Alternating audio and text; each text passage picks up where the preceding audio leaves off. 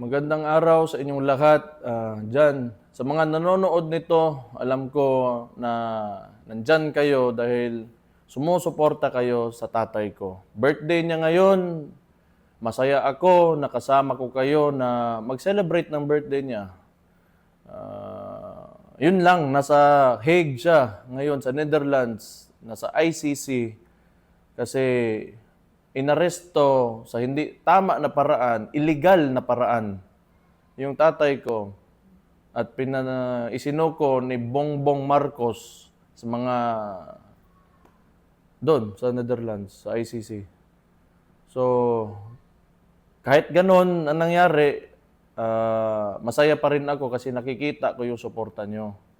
So, malaking bagay yan sa amin. Gusto ko malaman nyo na malaking bagay talaga yan.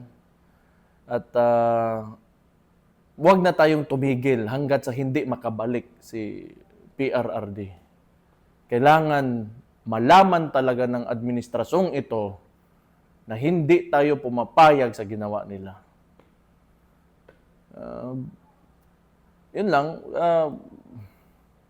Again, gusto ko magpasalamat kasi kung hindi dahil sa inyo, wala na akong lakas.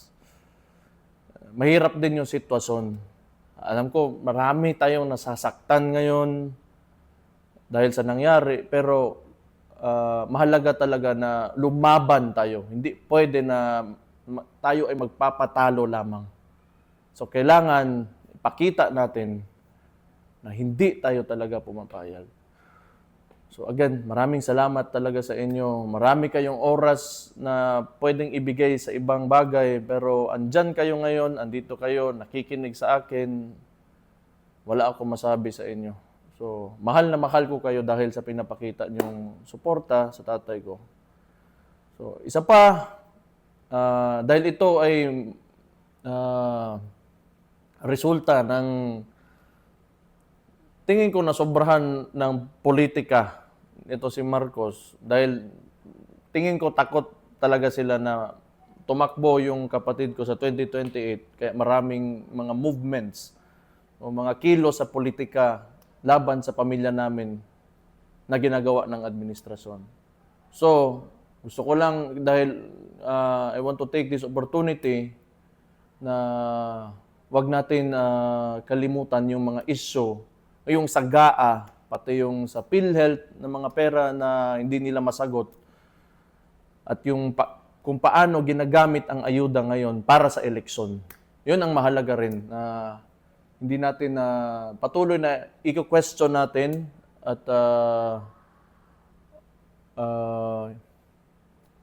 bigyan ng pansin. So, yun lang sa lahat ng kasama namin ngayon na nagse-celebrate ng birthday ng tatay ko. Again, mahal na mahal ko kayo dahil alam ko mahal na mahal niyo yung tatay ko. Malaking bagay yan sa amin. So, thank you very much and God bless you all and mabuhay kayong lahat, mga Pilipino.